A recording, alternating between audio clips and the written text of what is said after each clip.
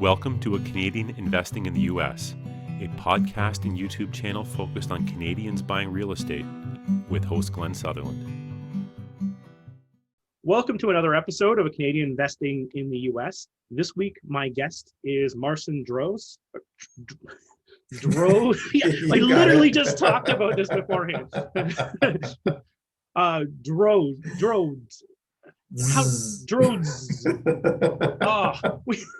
We literally just, I'm going to go over how we say this, and I still butchered it. I am terrible. I'm like as bad as Don Cherry for like just butchering names. But anyway, maybe that's not a good comparison right now. But anyway, welcome to the show, Marcin. Let's tell people who you are, your story, and then we'll get into the meat and potatoes that we're doing today. Sure. Happy to do so, Glenn. Really happy to be here. Appreciate obviously the opportunity. The last name, as you can tell, is definitely Eastern European, Polish actually. And, really quick background on me, born in communist Poland, escaped, snuck out of the country, came to Canada. We were lucky enough to get into Canada when I was 6, and it was a different lifestyle. We grew up in a, what's now a nice area in Toronto, wasn't when I was living there in Roncesvalles. It was really kind of grimy, and we lived in a home with a few other families just when we first landed, and saw my dad getting up 4 a.m, delivering newspapers, master mechanic, looking for like just a different background, right? Yeah, so. You grow up different, you appreciate. I remember the first time I got a pair of Nikes, I refused to wear them out of the house. I literally wore them in the house, and I slept with them on the nightstand because it was just, you didn't have that stuff, right? So anyway, grew up, humble, obviously lots of love in the family, but realized pretty quickly that, just working, getting into the 9-to-5 world was going to, it was going to be tough. And I didn't just want to, find a job. So started reading a lot of books. Early on, thought I'd become a lawyer, went to school, figured out that the whole corporate life, we were talking about this, the whole, downtown thing, and decided that wasn't for me. Was fortunate enough to start reading, Rich Dad Poor Dad, real estate books. And, the thing was, when I was reading those books, there were no $50,000 houses in Toronto. And this is even back in, the early 2000s. So, one thing led to another, started flipping houses, bought my first house when I was 21, sold it, made good money. Got recruited by a private equity firm, and then literally. Where else were you doing the first projects? Oakville, Oakville, Ontario. Yeah, okay. I bought my first house in Oakville. So it was funny. I was trying to get into real estate when I was a teenager, but nobody would talk to me. Nobody, realtors, mortgage brokers, everybody was like, just, go back to school, kind of, that's cute, kid, go away, right?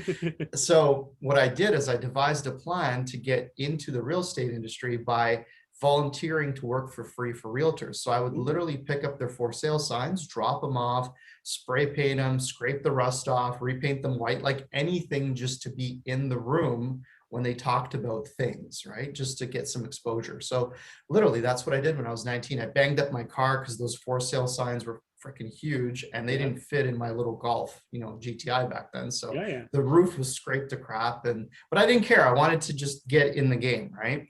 And those realtors eventually took some pity on me and kind of helped me figure out how to buy my first property when I was 21. Bought it with my best friend. We did some renos. We figured out pretty quickly what people will pay for on renos and what they won't pay for on renos. That's another story. I'm sure you know a fair bit of that. But fixed it, rented it out. Then we sold it, made a bunch of money, and kept looking kind of like London, Welland, Thorold, those kind of areas. And I was lucky through a contact. I got recruited by a private equity firm, moved out west, and then just literally was springboarded into multifamily, commercial, land assembly.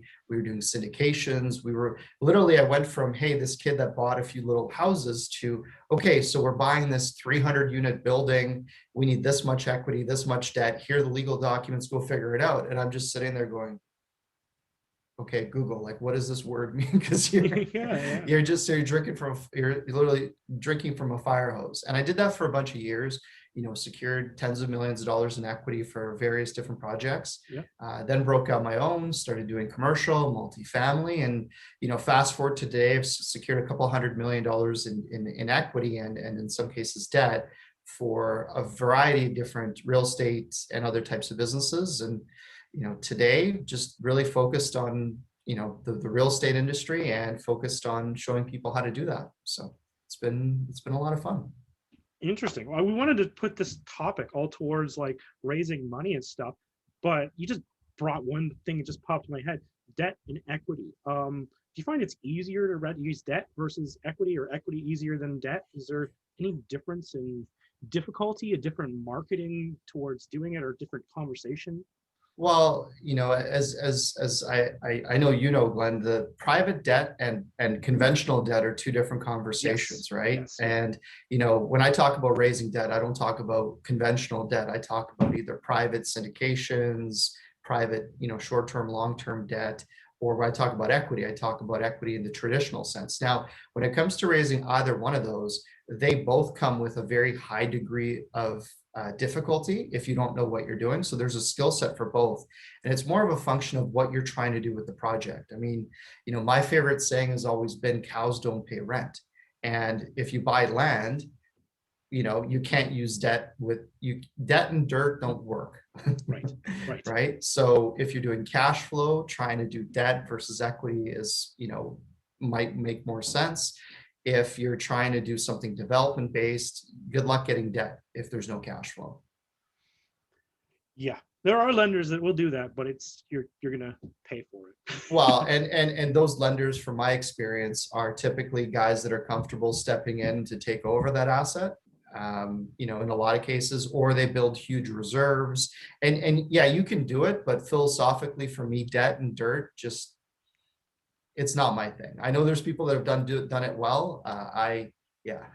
Well, even for me to have that conversation with people to say, look, there's no cash flow. I need to borrow a lot of money, but they're like, you're not going to get paid until there's a building on it. Is a tough conversation that they just to raise that money for some land is a difficult one. Let's go into some strategies for raising some money. Sorry, I got a little off track there already. Well, the fun part about talking about capital raising is that you could talk about deals literally till the cows come home, because there's so many different ways to structure it. And look, Glenn, whether people are looking for private debt or private equity, the fundamentals to actually getting the capital into the door are the same. And what I find a lot of people struggle with is, first of all, realizing that raising money is not a race, it's a marathon. And if you think that you're going to be able to go out there day one and meet somebody, shake hands, and then day two, send them a deal, and day three, they cut you a check. For anybody who's raised any amount of money, that's not how it works. That they may literally meet you and take 3 days, 3 months, or 3 years before they actually become, an investor. And that's the truth. That's just how it works. Because most people, if you have 100 people that are interested in investing, at some point, maybe only 2 or 3 of them at that exact moment are looking to cut a check. And maybe 1 out of those 3 actually fits the criteria for your deal. So fundraising is an incredibly complicated process. And that's why it's a marathon. You can't just say, oh, I need money next week. Where do I find it? You always need to dig your well before you're thirsty. And you have to it's all about having the systems and the communications to foster that relationship over a long period of time. Because whether it's social media, Facebook, whether it's just casual conversations, meetings, you never know who's listening and who's paying attention, because you may not even know that they're looking to do something until the week before. How many times, Glenn, have you had someone call you and say, hey, so I'm inheriting this money next month. What are you doing? And then you're just like, I had no idea you even had money. Like it happens more often than we think. Yep. Right. And they typically think of people that they trust as the first contacts. So the point is to create that environment for yourself. Now, when you have an actual deal that's live, I have a process that I teach my students called the EASY system. And EASY stands for exclusivity, abundance, scarcity, and allocation. And what your allocation, pardon me, and what that essentially means is, assuming that you've built rapport and you have a network of people to talk to, and you're growing you're growing your database, your influence. When you have an opportunity, I mean, in your mind as a real estate investor, you've already thought through where it fits and why it makes sense and all the different pieces. But then you have to think to yourself, okay, how do you communicate that and get commitments quickly so you can marshal the resources you need to buy that asset, right? And then the first part of that is the exclusivity. So in other words, what makes your transaction, what makes your deal unique? What makes it spectacular? What is that wow factor in that deal? Like, for example, a little while ago, my partners and I bought a 178 unit value add deal in Memphis, Tennessee. Yep. And it's a heavy lift. It's a reno. We paid, 20 something thousand per door, which is very cheap. But more importantly, I know that there's only a certain amount of buildings in town still standing that are salvageable to that level. You know what I mean? So right away, I know that my unique exclusivity is the market is in a pinch for rentals, especially affordable rentals. Yeah. The economics to build new rentals are so lopsided that it's becoming increasingly difficult to do it without government, support or programs. So just to straight up do something to create an affordable option for people is that much harder. So right there for me, I knew that was my exclusivity. Now for someone else, it might be, hey, we're buying this building at X dollars, it's within 3 minutes of the brand new library that's going up, or it's 5 minutes within, like, what are those factors that make your deal that wow for you, right? Or is it a third of replacement cost? Like, what are those things? So for me, that's the first thing, because when I call somebody, that's the first thing that comes out of my mouth. And I'll say something like, hey, I know we talked about when I come across something, you wanted me to give you a call. Here's what I've come across. Boom, boom, boom. So what is the exclusivity about it? So that's the E. The so A. Before you go, you're telling a story, right? Yeah, 100%. You're telling a story before you just throw numbers at people, right? Because that's people respond to stories rather than, not everyone's an accountant. No, and thank God. No, some of my best friends are in that profession, so if they watch this, they'll laugh. But no, look, the numbers have to make sense, but the story has to be relatable. People need to understand why they should care in the context of what they already understand. So that is really important. Now, so that's the E. The A is the abundance. So in other words, you don't want to come across as somebody who needs somebody's investment ever, because, number one, investors don't want to feel the pressure of you needing them to participate. No. People want to do it on their own accord. So abundance stands for the fact that when you talk to your investor, you can say something along the lines of, look, I know we talked about when I come across something, I should give you a call. If this is of interest to you, let me know. I also want to share with you that there's another X amount of people that I need to share this opportunity with. So the more people you have in your pipeline, in your network that have expressed it, and don't BS, don't fudge. If you're talking to 3 people, you're talking to 3 people. If you're talking to 300 people, you're talking to 300 people. It is what it is, right? But at least demonstrate that you have an abundance of interest in what you do. And if you're sitting there thinking to yourself, I don't have an abundance of interest, well, then you need to go dig your well. You need to go talk to people. Even if you don't have a deal, talk to people about the concept of what you're working on. And I know that's what you've done so well, even with your branding, a Canadian investing in the US, it's a concept. So anybody who's intrigued by that concept kind of shows up and says, hey, what does that mean? They know what I do. Right. Yeah. 100%. So again, exclusivity, abundance, and then S is scarcity. So in real estate, there's only so much of it. Your deal needs $500,000, $5 million, whatever your dollar amount is, it's scarce.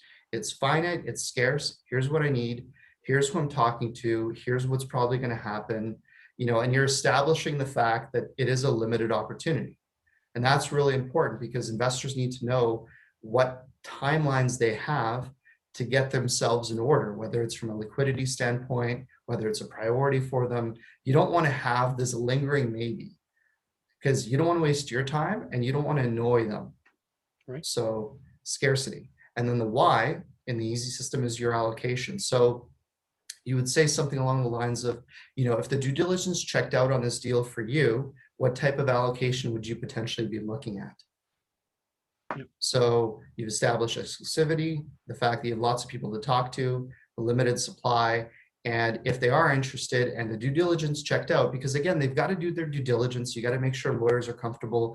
You got to make sure everything works, follow the rules, the regulations, all the things that are required. do all that, but at least they can give you a soft commit of, if it checked all the boxes, what that would look like for them. That's great. Yeah. So, practically that's, I mean, I have an entire master course with tons of modules on this stuff, but just practically that one tip will save you dozens of hours of banging your head on the wall and trying to figure out how to fund a deal.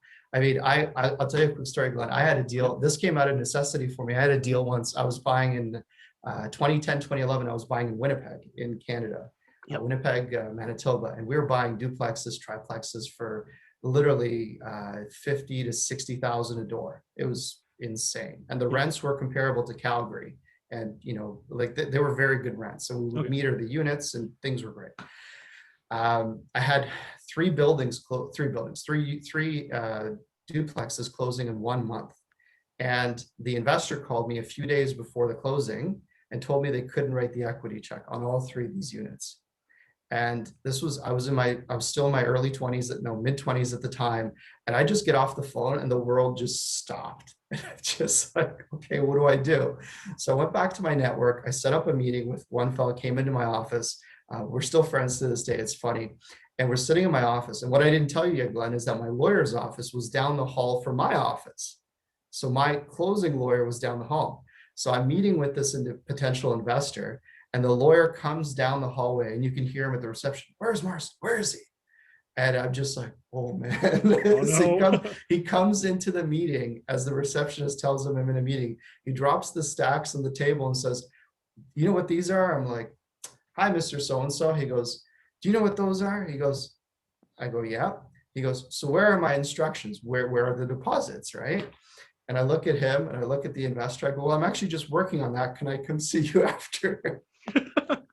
He goes, okay. He walks out. I look at the investor. I look at the files. I look at the investor. I go, so what do you think? And he just starts laughing. So just looking at that, but sorry, just to preface the conversation, I had already told the investor what had happened, so this wasn't a shock to him. Yeah, you know what I mean. Like that's another thing I teach is always be straight up. Yeah. Tell people what you're doing. Don't feel like you're going to get leveraged. I mean, in some cases, maybe you will. People take advantage of it, but 99% of the time, just even if you show people what it is, they'll work with you on it. And when I did that with that investor, he laughed. He funded all three of the deals, and we moved on. But I'm not saying to do that, which is why I ended up creating the easy system, because I never wanted to be in that position again. Yeah, and I was just going to compare this to the easy system, and like the conversation is going to be a little more difficult when you put yourself in a pinch, because I think it was the A was the one where you were talking about where you have to have it so it's you're not, you have abundance. Yeah, abundance. It's an abundance thing, and you maybe not abundance one of the other ones anyway. I didn't write down what they all were, but there was a spot where you needed it to be not desperate, right? And you may come off desperate when you get into those situations. So that sounds like a difficult. Any tips to not come off as desperate if you're in that exact same situation, because that could easily come off as desperation. Yeah, 100%. I mean, part of the masterminds or the master course that I have is it's all leading up to putting yourself in the best possible position proactively, so that on an ongoing basis, you always have an excess of people that are saying, hey, I'm looking for X. Can I work with you? I mean, Glenn, every day on my phone, I get texts, inquiries. People are like, hey, I want to invest. I want to do this. I want to do that. And I don't have options for everybody because of various different reasons. And I want to help and I want to be as involved as I can, but that is a much better problem to have than thinking that all that matters is that you find a deal and then the money is going to show up. That's not how it works. Like, having a great deal is incredibly important, but just because you have a great deal doesn't mean anyone's going to care.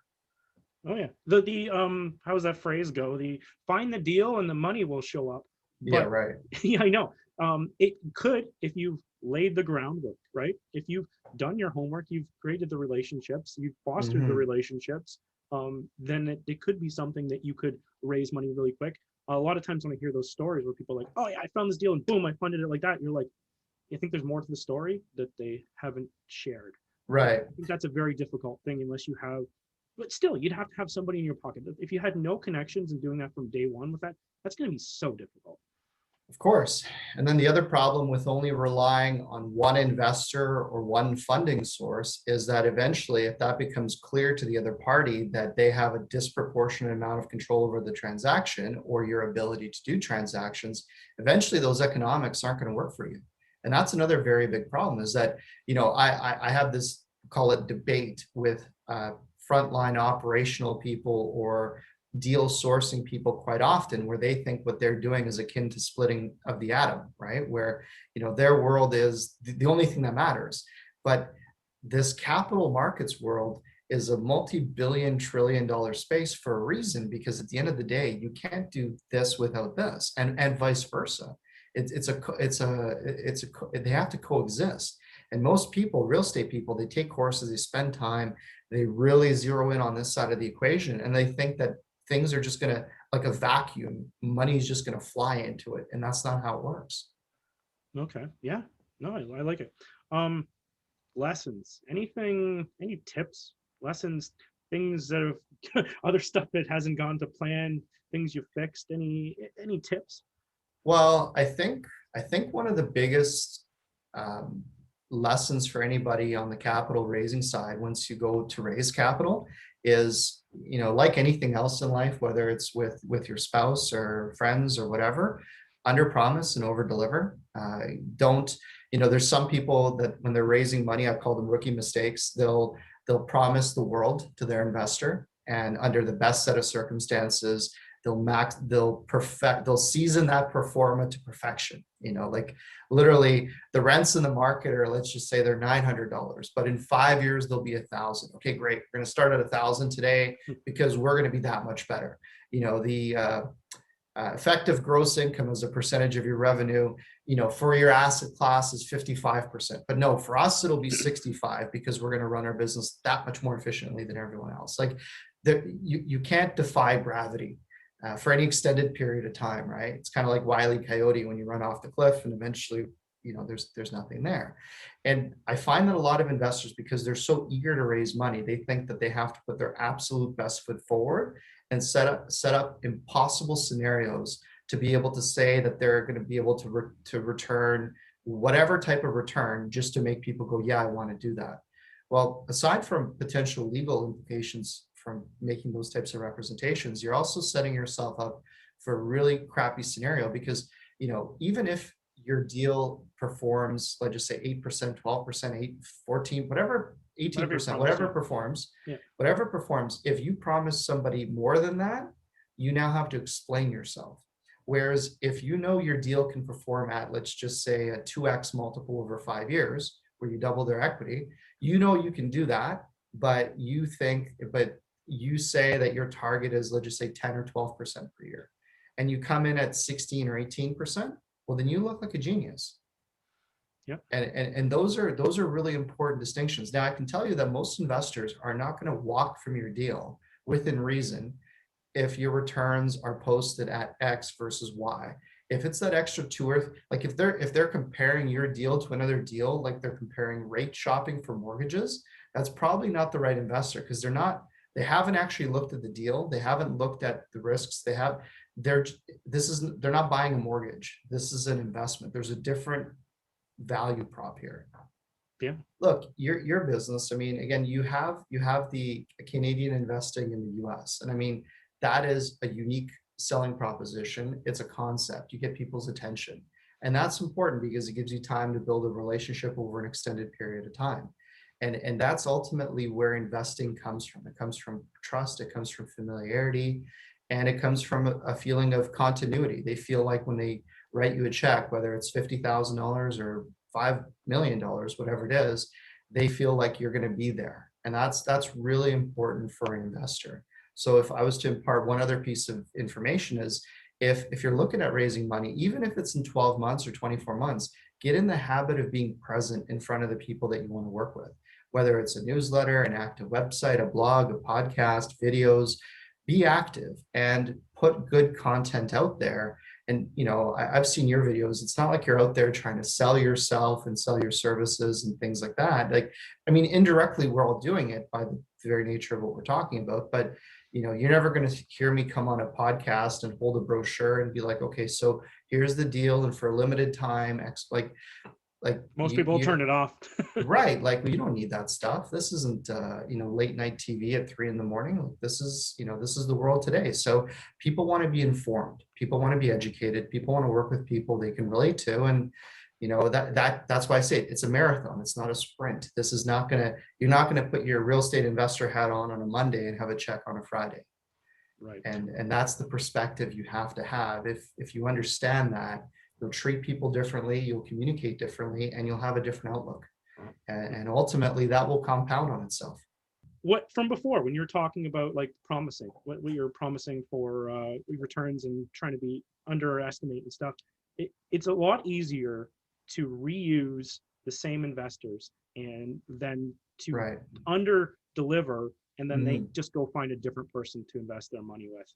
You're better off to undershoot this, or if you're using debt partners, just my strategy is, if things aren't going right, just eat it.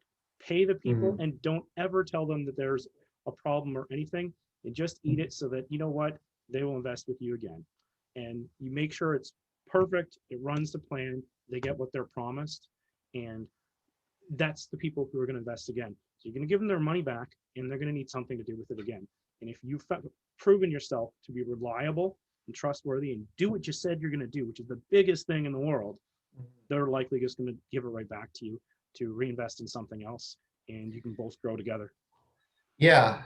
I mean, you're bang on. The other thing I was thinking to myself too is, if I was to think of another tip that I think would serve me well, is make sure you disclose the risks. So in other words, with investors, sometimes, especially people that are closer to you, and all of this goes under the notion that you have to do things the right way. Hire the lawyers, hire the attorneys, do this right, because fundraising in most places is a regulated activity. So, and I don't know if this podcast is going to be looked at in the US or Canada or abroad, but almost, sure as rain that there's rules around how you raise money.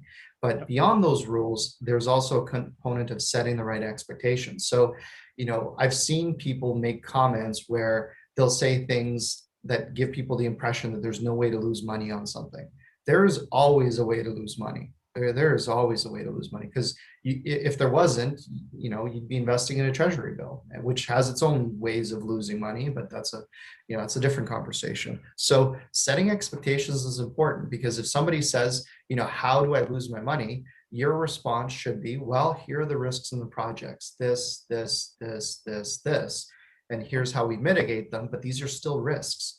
And that sets a different precedence, because if you do come across things that, nobody expected COVID last year. And if you were sitting across the table from somebody and picking up a check to build a hotel, well, maybe you've pivoted, maybe you've built a condo now, maybe you've done something else, maybe you're sitting on the land, but that's a risk, right? So having those conversations with the investors is very important. And the more money you raise, the more sophisticated partners you're looking for.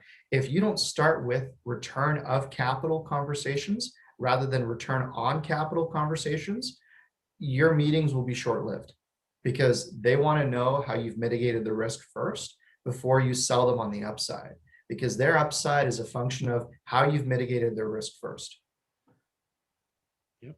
If you do a syndication, the documentation, is it the PPM, that it's terrifying. They lay out everything way you can lose your money on it, and they lay out like everything that you could possibly lose your money. Most of them are so far-fetched, but if you think of that, if that's your goal to get to that point, and you start doing that on your single families or fourplexes, and as you work your way up, you'll be set, and you'll have the expectation set. It's a good practice to be in, just like you're saying.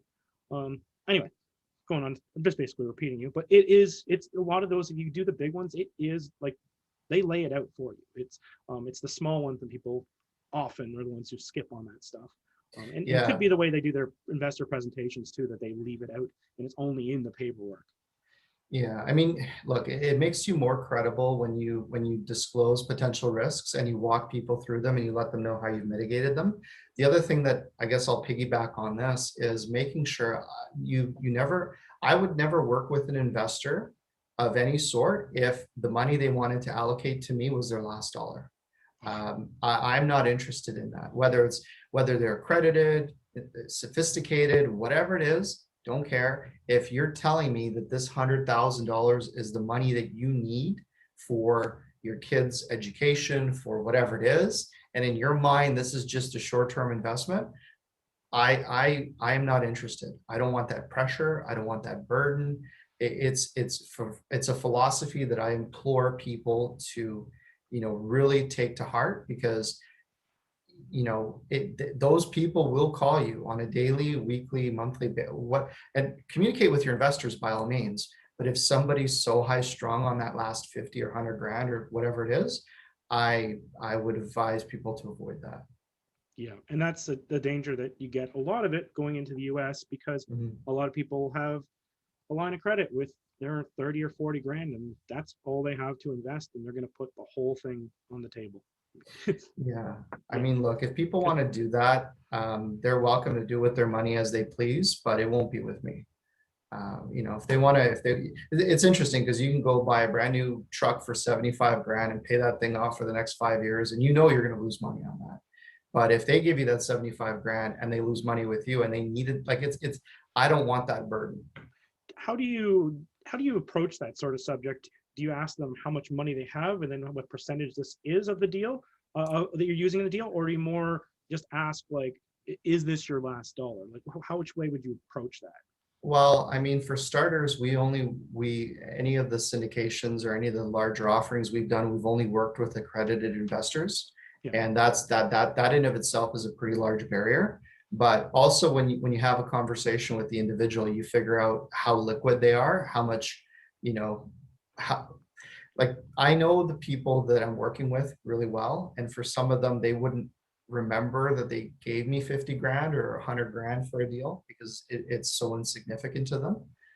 You have to remind them to actually download their paperwork for tax time sometimes. So there's that kind of individual. Yep. And then there's some people that are accredited on paper, but they spend more than they make.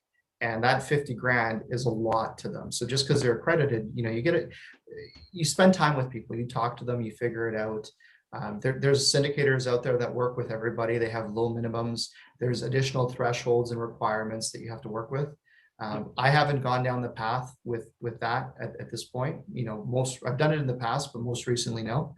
Yeah. And I think it's a function of really getting to know who your investors are. Makes a lot of sense. Marcin, people wanted to track you down. Where would they find you? Sure. Yeah. The best way to get a hold of me is on the website that we have, marcindrozdz.com. Hopefully we can spell that in your show notes. So it's, send me an email. I'll throw it all in the show notes. Okay. Give all the links. Sure. Yeah. I've got an Instagram, realmarcindrozdz.com, not.com, but at realmarcindrozdz. They can find us online. If they type my name, I'm sure they can find it. And I mean, we specialize in, I think the thing that I'm most excited about is, I think I was telling you, I put together a master course for how to raise capital for real estate. Yep. And that was a result of me doing a mastermind on how to raise capital. I thought I could cover everything in a day, and I couldn't. And, we put the course together, and that's gone over really well. So yeah, there's, if you're a real estate investor, entrepreneur, and you want to learn more, the website's got tons of info on that. Cool. And what's the course look like? Is it just like a lot of tutorials? Like, how long will it take you to get through it? Like, what is it? So yeah, you have lifetime access to it because the modules, there's about 2.5 hours of videos of me speaking on. There's literally, I don't know if it's 100 videos, but they're 2-3 minute segment videos of talking about different components. There's assignments, there's Q&A, there's questions, there's sample scripts, templates. I've secured a lot of money over the years, and I've put it together sort of in a format where somebody can take the starting point and take inventory of where they're at, how to position themselves, and how to pull that conversation through and actually eventually create a system and a continuity program with your investors. So to me, it's kind of like breathing. But when I wrote it, and that's why I thought I could originally do it in a one-day mastermind, but I couldn't. And, you know, we ended up creating 10 different modules, and it, you know, it'll probably take somebody 18 to 20 hours to work through the materials, but once you work through it, you'll want to reference it because it's a skill set. It's not just, it's like you look at a deal. Do you know how to look at all deals? Well, no, that's, you know, the more deals you look at, the better, right? And the big thing is, most people, what they do is when they pitch, the first investors they pitch and they blow up those chances of getting investment are typically the people that were most likely to write them a check anyway. Yeah. So they practice on the people that were most likely to invest, but because they fumble through things, all these opportunities slip by them, right? So no, I totally agree. Even myself, even if I get a good book, I like the best books I reread every year. Yeah, they have so much in them, right? Like one pass, sure, you get some concepts, but you don't really know that book, right? If it's a good one, right? So no, I pick up books. I like a book I've been reading and rereading is called "The Obstacle Is the Way" by Ryan Holiday. It's a really good book. It's about Stoicism and Marcus Aurelius, one of the last great emperors in Rome, and it talks about his philosophy. And I've reread that book half a dozen times, and every time I read it, I'm like, I didn't remember that part. So, yeah, you're right. You just, you know, you pick up different things every time. Exactly. Well, thanks for coming on the show, Marcin. I really appreciate your time. There's a lot of value you left for everyone who's listening. Yeah, no, happy to do it. I love what you're doing. Obviously, I'm a Canadian investing in the US as well, so obviously heavily biased, and you know, I like the concept, and yeah, really appreciate the opportunity.